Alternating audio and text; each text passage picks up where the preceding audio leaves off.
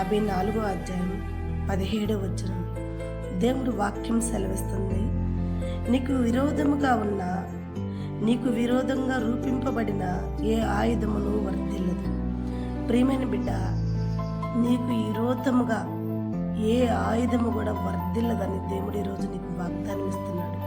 మరి ఆ వాగ్దానం నీ జీవితంలో నెరవేర్చబడాలంటే దయచేసి ఉదయకాలాన్ని లెగిసి మోకరించి దేవుడి సన్నిధిలో ప్రార్థించి, అవును ప్రభా, శత్రువులు నా మీద విరోధంగా లెగుస్తున్నారయ్యా, అవునయ్యా, అపవాదైన సాతాను నా మీద విరోధంగా లెగుస్తున్నాడు ప్రభా, నా కుటుంబాన్ని నాకు విరోధంగా లెగుస్తున్నాడు ప్రభా, నా బిడ్డలే నాకు విరోధంగా లెగుస్తున్నారు, నా భార్య నాకు విరోధంగా లెగుస్తుంది, నా భర్తే నాకు విరోధంగా లెగుస్తున్నాడు ప్రభా, నాకు విరోధంగా ఉన్న ఏ ఆయుధం వర్ధిల్లదని ఈరోజు నువ్వు నాతో మాట్లాడేవు కదా ప్రభా.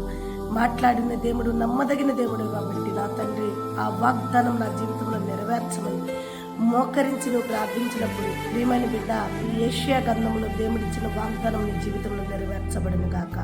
దయచేసి మరి ఉదయాన్నే లేచి దేవుడి సన్నిధిని వెతుకు. మగ్గలేని మరియా దేవుడిని వెతికినప్పుడు దొరికింది. దేవుడు వాక్యం సెలవిస్తుంది, నన్ను ఎతుకు వారందరికీ నేను దొరుకుతానని.